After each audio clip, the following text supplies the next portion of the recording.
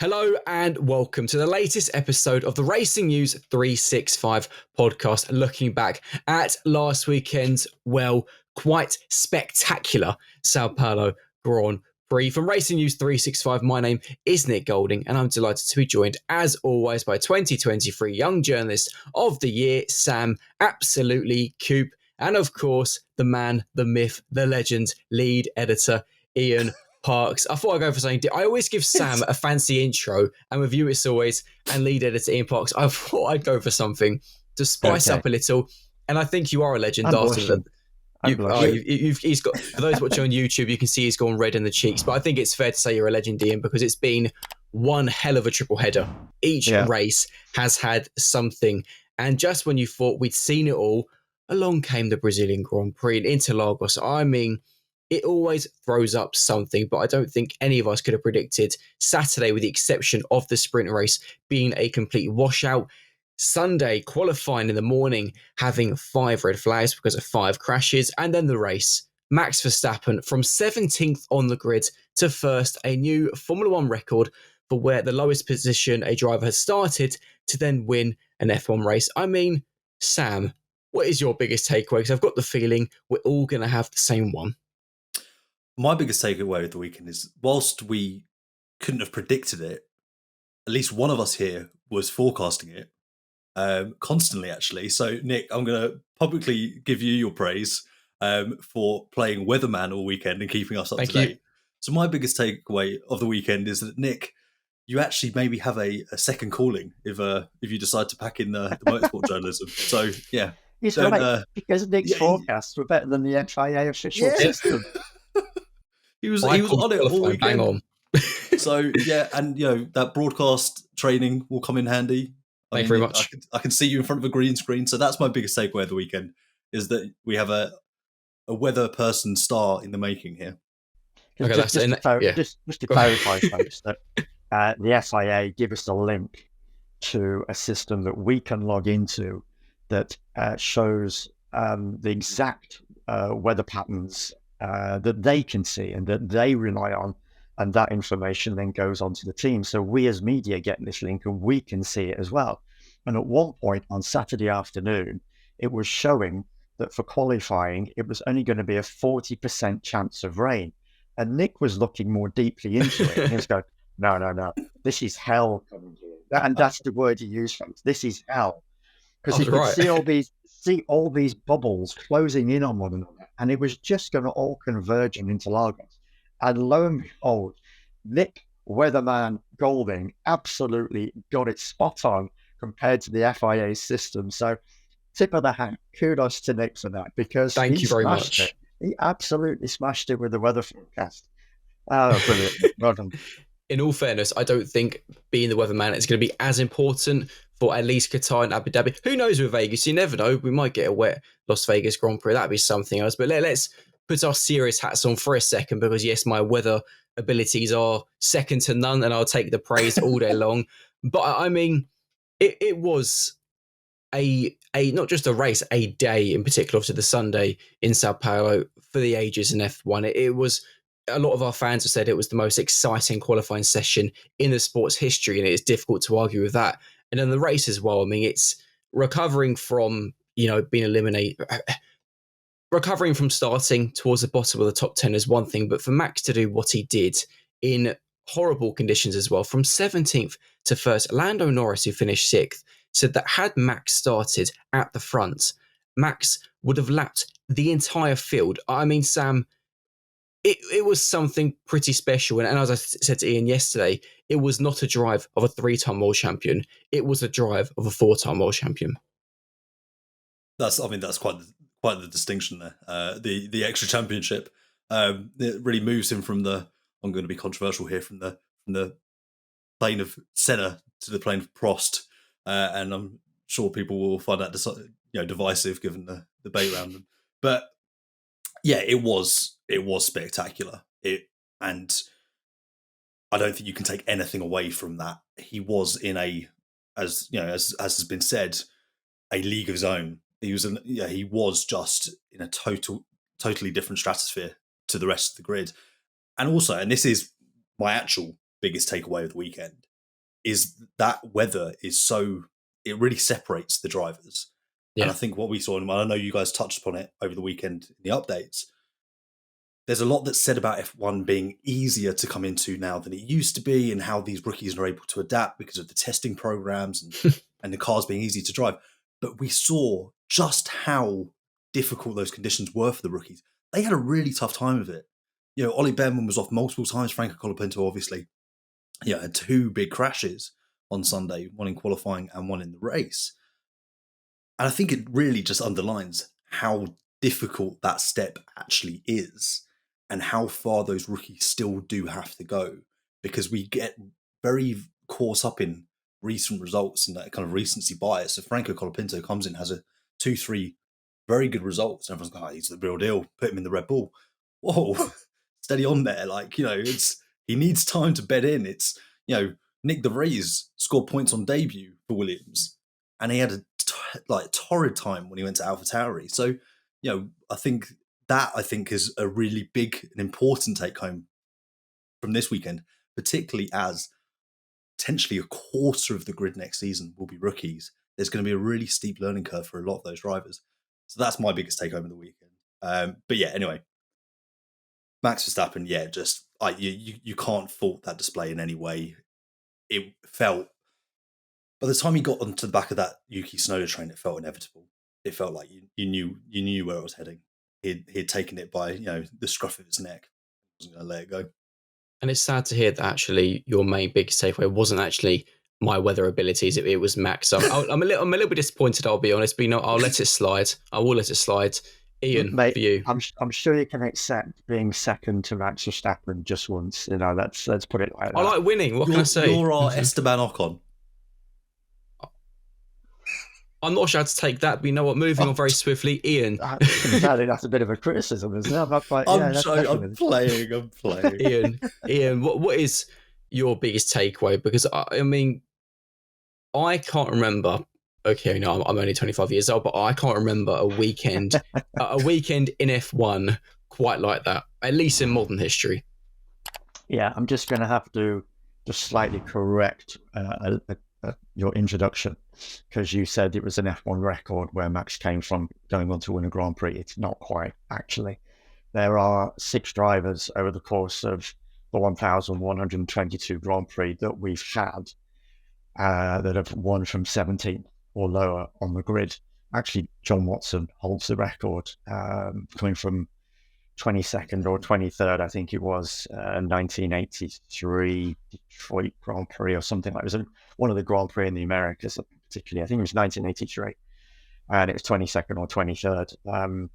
Look back on that one, folks, just to give you some idea as well, because that was a truly astonishing performance as well. But yes, 6 drivers, and that of which Max is now one, that have come from 17th or lower. Again, you could argue that because there were 2 vacant grid slots ahead of Max, that it was a net 15th, but that's not to take any Sam's faces. Sam's pulling a great face. You know what I mean, Sam? There were 2 vacant grid slots ahead. Completely. So well, just let's see what this. No, but I'm saying no. Just hold on a second. But I'm saying you cannot take away from the performance that followed, regardless of whether it's 17th or in that 15th, whichever way you look at it.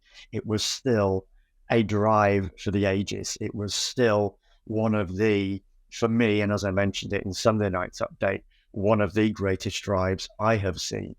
And I've probably watched something like about 500 Grand Prix along those lines, physically attended, been there in person. Very grateful that I am around 300 now. But over a period of time, yes, we're looking at something like 500. And that for me was just as imperious a performance as you are ever likely to see. And as I mentioned in the F1 update on Sunday, I didn't see Max put a wheel out of place all weekend. It was that good. So I think my biggest takeaway is that I'm a very good weatherman, not such a good stat man, but I can take that. we have Jake Nicol, Race News 365, who's our stat guru. So apologies, guys. Nick Golding. That's it. You are going to be. Oh, I'm so sorry. Here we go. It would have been whoever finished second yesterday. In fact, actually, I saw a tweet where from March, where someone tweeted saying, "Believe in famine." As in Bruno Famine. Bruno Famine. Will be the second fastest car by Brazil. And I was like, you know what? That's a good prediction. I mean, not wrong. That's a bold prediction. Get them on the podcast for next week. That's a crystal ball, that's brilliant. I think for me, though, my serious heads. For me, my biggest takeaway is the fact that Max has received a lot of criticism, and rightly so, over recent races. In particular, Mexico City, of course, with the 2 10-second time penalties. And that was, lesser of the law. He deserved those penalties. No argument. People in the comment section will probably try and argue, but ultimately, in the regulations, what was stated is what Max got. He obviously, of course, then you going into São Paulo, he was going to have this 5-place grid penalty. An additional setback, he then obviously got the 5-second time penalty in the sprint race, which obviously meant he dropped a further point to Lando Norris. We were speaking in our work chat ahead of the race, pointing out that actually, whilst it was Lando starting on pole, Lando was the driver who had everything to lose. Max didn't. Max could afford a DNF. Max could afford a bad race. He still would have had a very healthy lead over Norris. But what Max did was shown why he is a 3-time and soon to be a 4-time world champion. The fact he's bounced back from the recent criticism, from the recent issues, from some of his recent bad driving. And put in, as you rightly said, Ian, one of the greatest F1 drives in F1 history. I mean, he now goes into Las Vegas and can pretty much, put his feet up a little bit and know that no matter whether you could play the slot machines for a bit. But it's a case now that no matter whether the RB20 is performing well or not in Las Vegas, if it's dry, you would imagine probably not, based on the recent performances in the dry street circuits. But Max knows that effectively, as long as he keeps himself in the points, he's going to wrap up the title in Vegas, if not potentially in the Qatar sprint race for the second consecutive year. Again, which would be, it's a bit of a moan, but we'll come on to that a little bit later on. But in terms of Max's confidence, and the thing with Red Bull as well, is I don't think I can remember a recent race of a Max victory where Max and the team have celebrated in the way in which they did it. And Damien Hill, obviously, who was given Max quite a lot of criticism himself, pointed out that actually Red Bull recognised with Max's win that they stopped their rot, is the word he used. Red Bull have stopped, their downward slide. They've stopped the attack from Lando Norris, who, could have quite easily. This could be a very, very different podcast. We could be talking here with Lando being only 30 points behind Max. It's not. It's a very, very different story. It's now a 62-point difference. And it does go to show that this is São Paulo once again, Sam, is a race and a weekend which, as it has been for many, many years throughout F1 history, is a weekend which has had a significant point in the story of the championship this season. São Paulo, or what was formerly the Brazilian Grand Prix, even though it's not right at the end of the calendar, as you said, it still has an important part to play because of how unpredictable it can be weather-wise, especially in early November. Think of the adverse weather we've had at that venue countless times, and how this season was a perfect example of, whilst it wasn't the championship decider, it essentially kind of was, wasn't it? Let's face it. This will be looked back on as a weekend in which it was taken out of any reasonable reach for Lando Norris. Yeah. So yeah, it has an incredibly important part to play in the calendar, and yeah, I personally think it should be the season finale, but that's a whole other debate because. But then, how many? The 24 race calendar, mate. How many times are we going to get to the last race of the season and the title still be on the line? So I'm glad it's actually it has the position in which it does, because it's very, very rare we get to this point. 20 this is the 21st race of the season, and yes, it as I say, it's played a significant role. If it had been the last race of the season, and I get what you're saying, it would be a beautiful finale. But if it had been the last race of the season, nothing riding on it, just be a fun race then at the end of the day, wouldn't it? But look at what we've got out of this Grand Prix this weekend. Look at the narrative that we've taken out of this Grand Prix and everything that's unfolded out of it and what it has now led to. So for me, it's got to I don't think it could be any later, to be honest, given the weather conditions. No. But for me, it has the perfect place. Just, again, it's got that, looking ahead to next season's calendar, I think there's another 3 or 4 Grand Prix that follow again. So it really does have the perfect spot on the calendar, because so much can come out of it. And look at what's come out of this weekend as well. It's been fantastic for Formula One. It really has. One of the points you asked about takeaways, Nick, one of the points for me is how the narrative has ramped up over this triple header. We had a great United States Grand Prix, and a big talking point that came out of it with obviously the Max Lando incident there. Then it ratcheted up a notch again in Mexico City with the incidents there between Max and Lando. And now it's moved on again with all those red flags, as you're saying, qualifying, all the weather that took place. And then now we're talking about one of the greatest drives in F1 history. So just up, up, up, up. Just a great triple header. We're all feeling it, all three of us, of course. We've been put through the mill these last 3 weekends, but boy, we're in good spirits this morning talking about and reflecting on a tremendous performance. Oh, completely. And my point was more that it would be a really entertaining season finale regardless. But yeah, no, I totally take your point in terms of position. It's certainly better than the early race position it occupied in the late 90s and early 2000s. Early season, yeah. But I think to go back to your point, Nick, Red Bull and Max Verstappen, I feel more than anyone can handle that almost being put in the corner, back against the wall. You've got to come out swinging. They thrive on that us versus the world feeling and their approach, and they really, really harnessed it. It was the catalyst for their weekend, ultimately, is what happened in Mexico, then what happened in the sprint, and then to really compound that, what happened in qualifying on Sunday morning. You've got this pile up of these things that they're just going, you know what? We have to prove everyone wrong. And that, coupled with 10 races, 10 Grand Prix without a win, that's why I think you saw that outburst of emotion. It's because I don't think they genuinely knew whether they'd win a race again this season. And going into an uncertain 2025, when realistically they have to say there's a very good chance we don't repeat. We don't win a fourth consecutive constructors title. Well, sorry, they're not going to win the constructors title this year. They won't. Okay, there's a very good chance, well, unlikely. Next looks like it's going to be McLaren. But to say they won't and then they would. Oh God, that'd be embarrassing. But there's a very real chance that 3 consecutive if they do this year. They didn't win it in 21.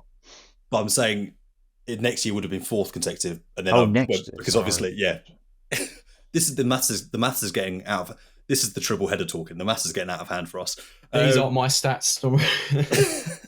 But it's looking like a 5th consecutive title for Max is going to be really, really difficult this year.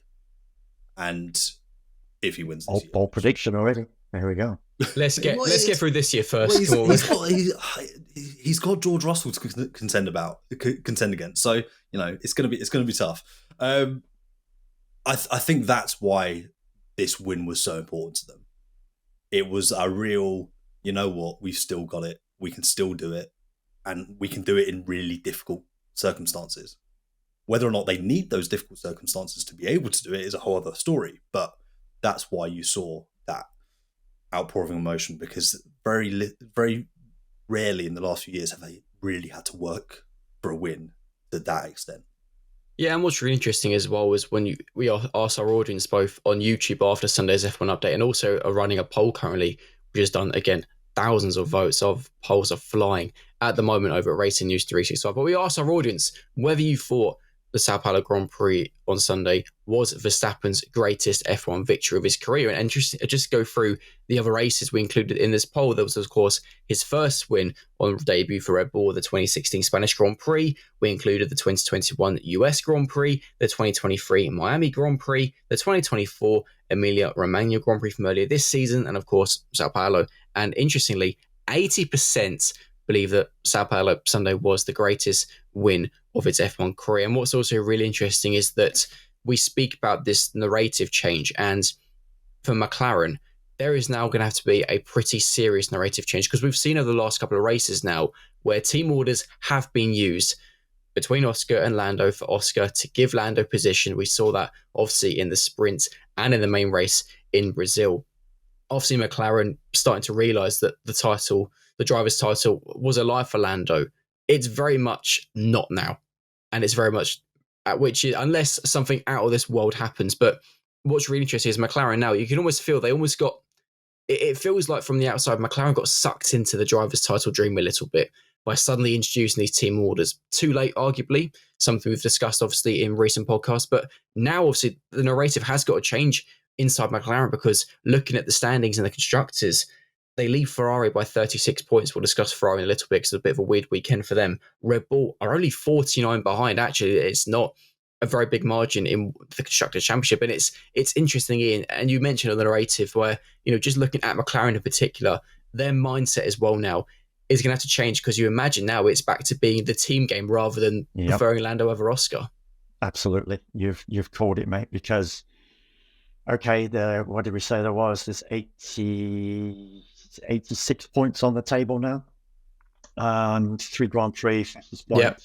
Good maths. Fastest lap points. And the sprints, that's 86 points, 62 point gap. There's a chance. It's slim, but really now. But no, I'm saying it's slim. Yeah, it's slim. Yeah. I'm using the correct word. It's slim. But no, you've got to keeping think the now, fire alive. But you've got to think that inside McLaren now, that team orders, what they will want now is the Constructors' Championship. Yeah. That will be the biggest thing for them, something that they've not won for almost 3 decades. So, yes, that's got to be the priority. If anything happened to Max in Las Vegas, for argument's sake, say he has a crash and, Oscar's ahead of Lando, would they swap positions just to give Lando those extra few points and just, again, to keep that fire burning a touch? Potentially. But bottom line is, Constructors' Championship. That is going to be the big prize for McLaren right now, because it's been so long that they've not got their hands on that title. And it's within their grasp. They will realize that. They will appreciate that. And there's going to be a lot of pressure on them going into these 3 Grand Prix to nail it every session in Las Vegas, in Qatar, in Abu Dhabi, to bring home that big prize. And if anything comes out of Lando still being in with a sniff of a chance, then maybe they might just look at things a little bit. I don't think so, to be honest. This is all going to be about the Constructors' Championship for McLaren right now.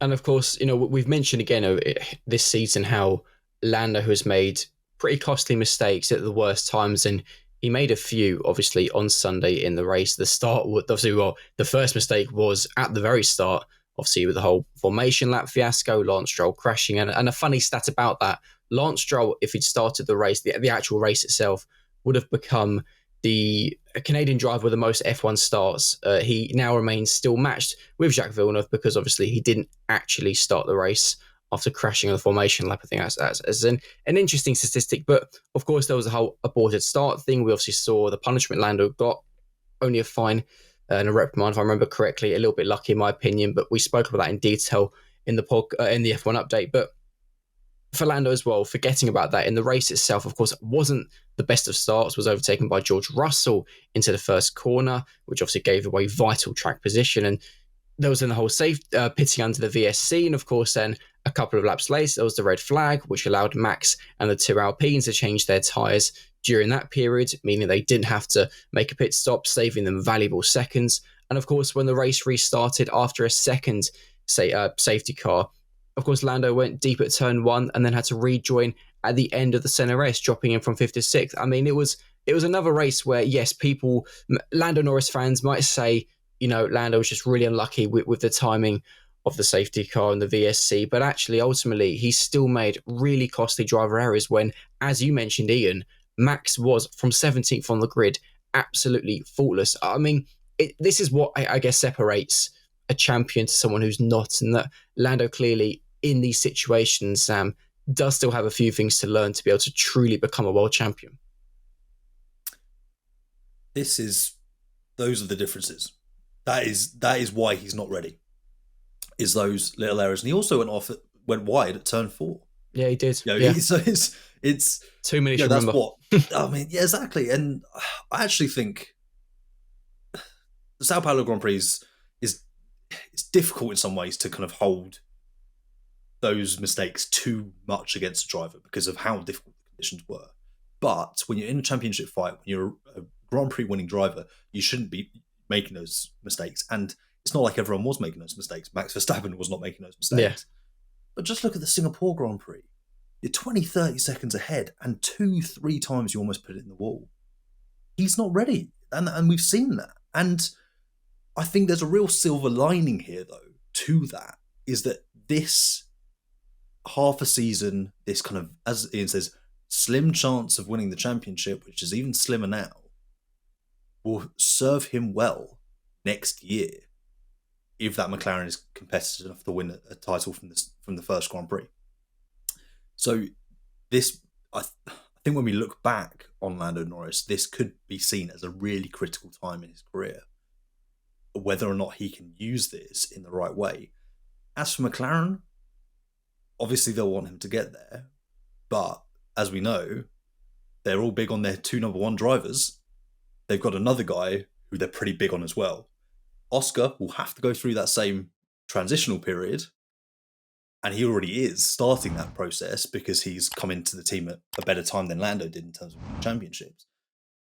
But they've got everything they need for next year. So yes, it's disappointing that Lando's making these mistakes, but I don't think it would have been critical to the championship. I think it still would have been a slim chance even if he wasn't making those mistakes. So I think really you need to look at it in a kind of half glass full as opposed to half glass empty kind of way.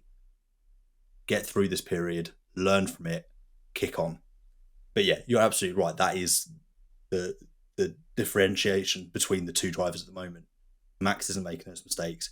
Lando is, and you can't win a championship when you are making those mistakes.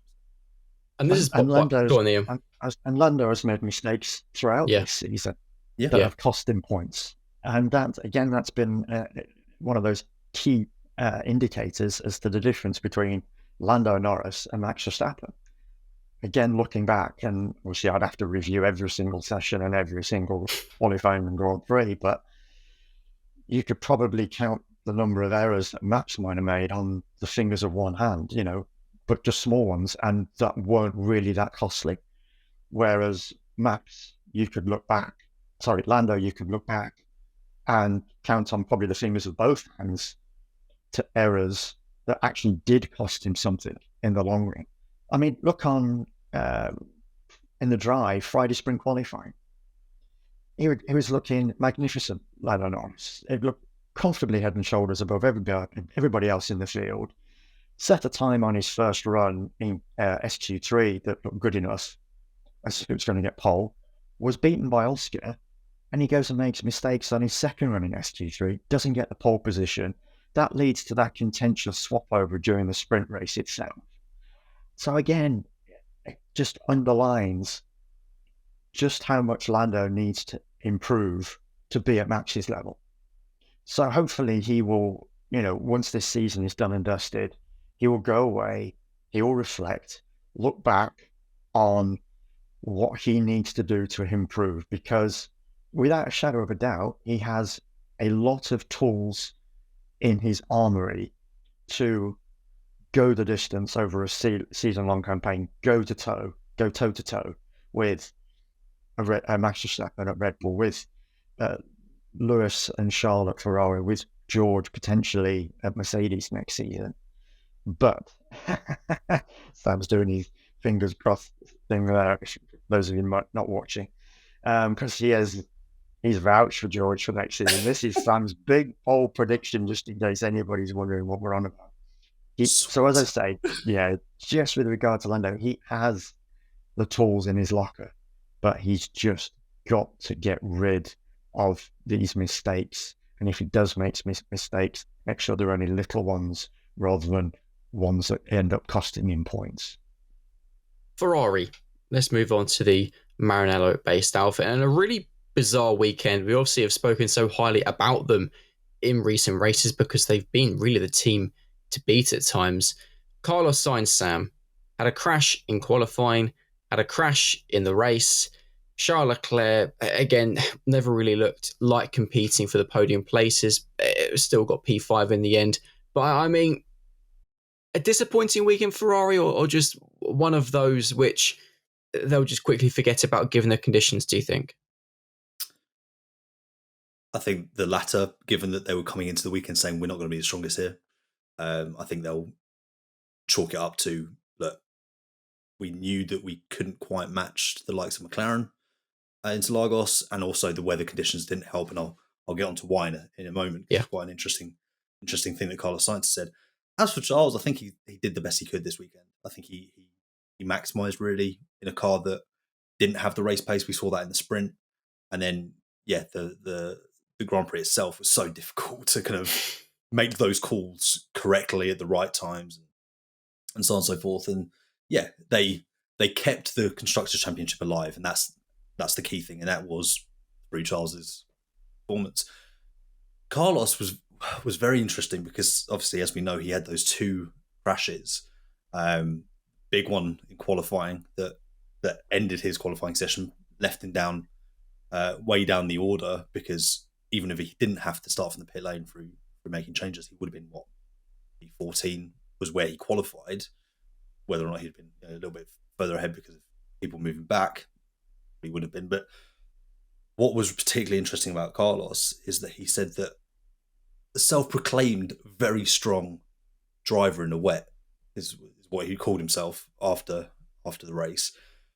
But he also highlighted something that I haven't heard him or Charles vocalise at all this year, that he's just really never felt comfortable in wet conditions in the SF24. All year, he seemingly hasn't quite got to grips with that car in adverse conditions. He was saying that, I don't know if it's because we're too easy on our tyres, I don't know if we're too steep in our setups, or on medium-sized speed corners. I don't know what it is, but I don't feel comfortable in those conditions.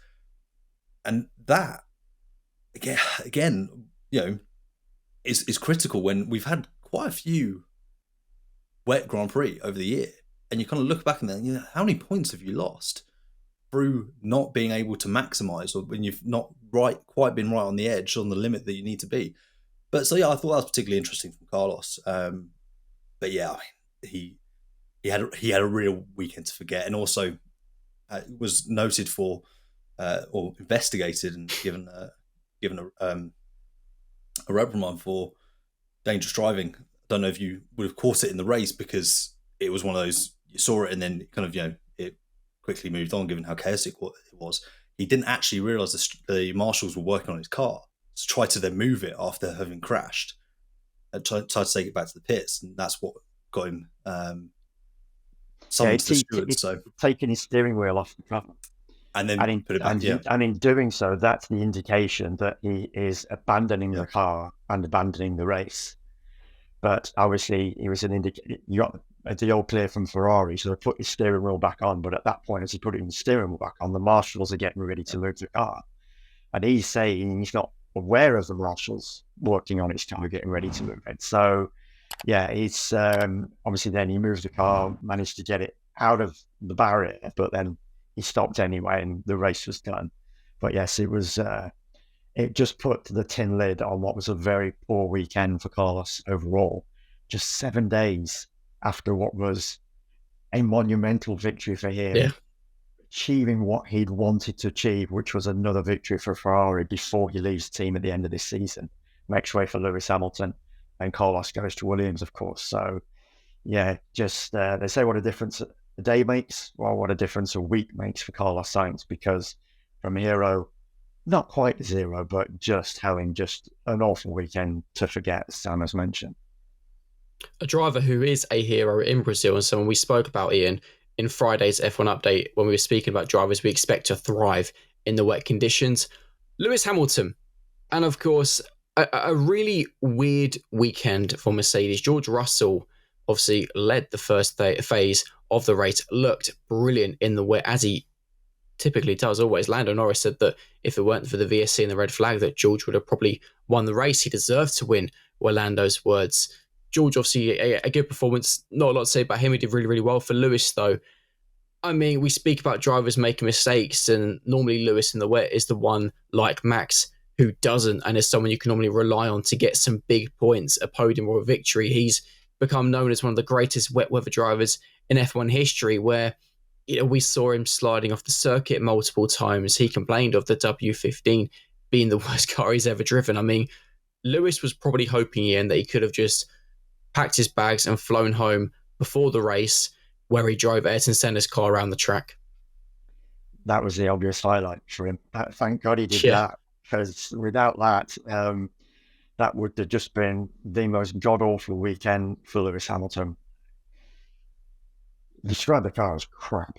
So, quote unquote, he's pretty much said that, he can't wait now for the season to come to an end with Mercedes, because it's just petering out into being an also-ran. We talked in last week's podcast, I remember, about Mercedes being in this no man's land, the fact that they were in no man's land in the Mexico City Grand Prix. They were just there to pick up a few points. They're in no man's land in the Constructors' Championship, so far ahead of Aston Martin, too far adrift of Red Bull. And it really is now a season where Mercedes has got to get to the bottom of this come and its faults, its issues, to ensure that it has this platform to go into 2025. But for Lewis Hamilton, as you say, that was a weekend, that was a race to forget.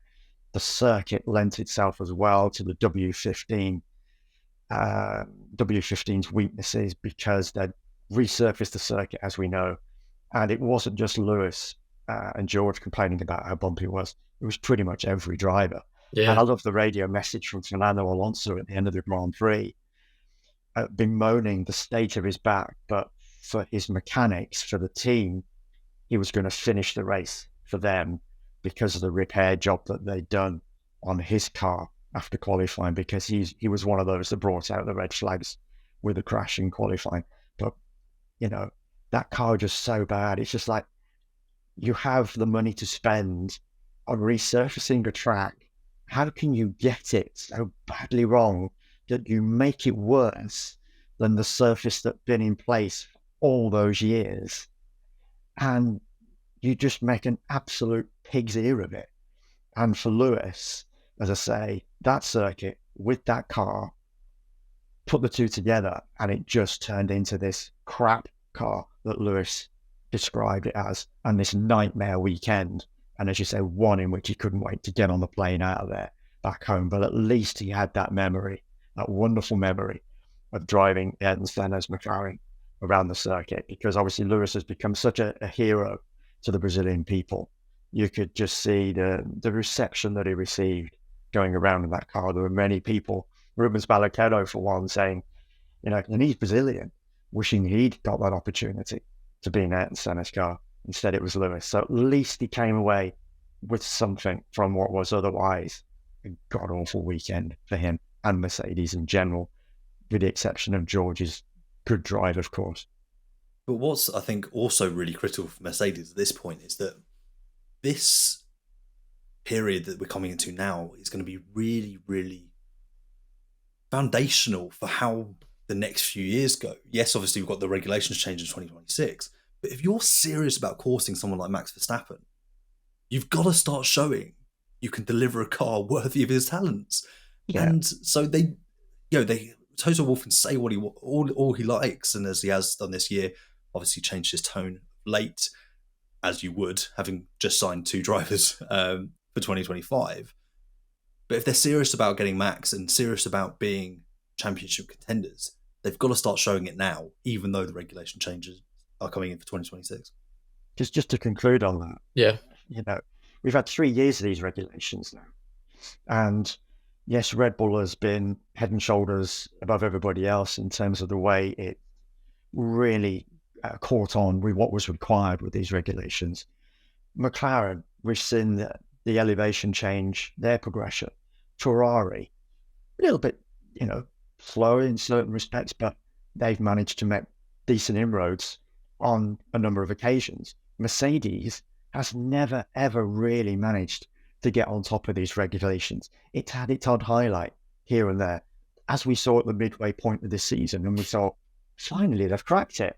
And we come out of the summer break and, oh, no, they haven't. And now, as you say, they're in this no man's land. They're in this bit of a limbo as to where to take this car, what to do with it. They've got 3 Grand Prix, basically, to get it right, to ensure that it is going to be in the mix for 2025. Otherwise, they're going to be the 4th team again going into the start of next season. That's right, and just very, very, and that's then. I think that's the key is you don't have the confidence that they have fundamentally understood the current ground effect era, and what is so critical is that relationship between the floor and the aerodynamics. It feels like they haven't quite grasped that, and that will still be key in 2026.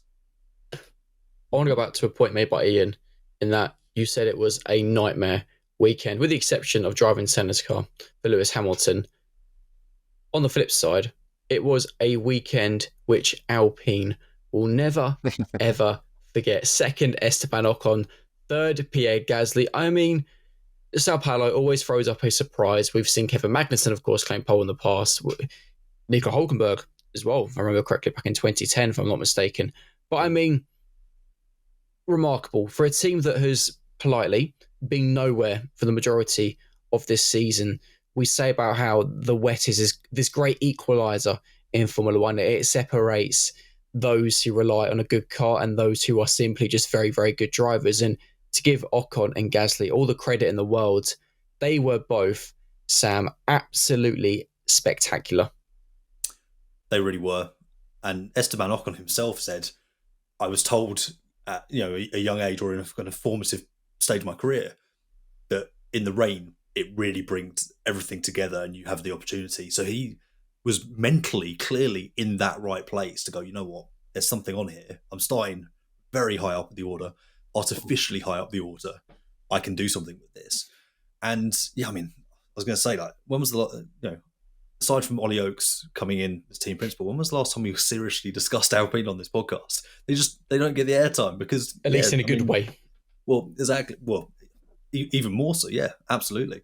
But yeah, I mean, Pierre to come through the field in the way he did, yes, they made the right calls at the right time. They didn't pit him during the virtual safety car, and that was critical for his race. But Esteban, he left the door open at the final restart, and that was what was critical to Max then pulling out an almost 20-second point lead, 20-second lead.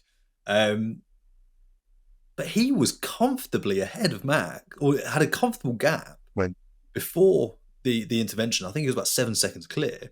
And Max himself said he was pulling away. I was just happy to survive. Max himself conceded I couldn't compete with him at that stage of the race. So it could have been victory for Ocon. And then before that final safety car period, Carlos Sainz won. He was 3 seconds or so up the road from Max. He had a comfortable buffer. Yes, Max would have attacked later on in the race, and don't know how it would have unfolded without that safety car. But that to even have been possible just shows how good a performance that was from Ocon. And yes, ultimately, as I said, leaving the door open at the restart was the deciding factor in many ways. But yeah, I think it's really important for a driver like Esteban Ocon in a year where he's had so much criticism, and he's going into a new team at Haas next year with some people kind of been questioning his place on the grid. Pierre's had the upper hand definitely over the last few rounds. I think it's very easy to forget that you've got a very, very quick racing driver in Esteban Ocon. Yes, he has these moments of red mist and madness, and we rightly call those out when they happen, but has to get in the real deal. And they're getting someone who, in terms of speed, is a really good person for Ollie Behrman, who essentially the future of that team, or at least the Ferrari side of things. They've got a really good person for him to learn from in terms of that speed and that ability. And just the final, go on, Liam. I was going to say, and we discussed it on the update, didn't we, Nick, on post-race on Sunday, the financial impact. Yeah. I mean, I think we've looked into it now, And we've estimated that from vaulting from 9th to 6th in the Constructors' Championship, as Alpine has done on the back of that 33-point haul, is worth $30 million. I mean, that is massive for a team that's undergoing the transitional changes that it is doing and will continue to do going through next season into 2026, when it will have a new engine partner, of course, because it's decided to ditch Renault, as we now know. So there's a lot riding on those positions, because between Alpine in 6th, Haas in 7th, and RB in 8th, there's just 5 points. So, and we're looking there somewhere around the region of $20 million between those 3 positions. So it's massive, massive money for all those 3 teams. But for Alpine to do what it's done, to thrust itself back into that equation, into the talking point of this podcast, for one thing, that says something as well, that we're discussing Alpine in a positive light, as you've mentioned, Sam. This is going to be huge for them. And they've actually made inroads, as we've seen. Pierre Gasly qualifying on merit in the top 10 in both the US and Mexico City. So they've got a decent little car there right now, whereas the start of this season, it was ranked bad last. It was that awful. So again, another team that's made a positive step forward, and well done to them. We've got to give them credit where it's due. They've taken a lot of stick. They've made numerous personnel changes over these past few years, and they've come under an awful lot of criticism for what's gone on behind the scenes, bringing different people in, shipping people out. And it's like, do they really know what they're doing at that team? At least on Sunday in Sao Paulo, Esteban Ocon and Pierre Gasly most certainly looked like they knew what they were doing as racing car drivers in atrocious conditions. And it was a very creditable 2nd and 3rd place that they'd both got. And just building on that as the final point in this week's episode, we speak about the finances and how this could be such a huge financial boost for Alpine should they remain in 6th for the remaining final 3 races, the final triple header.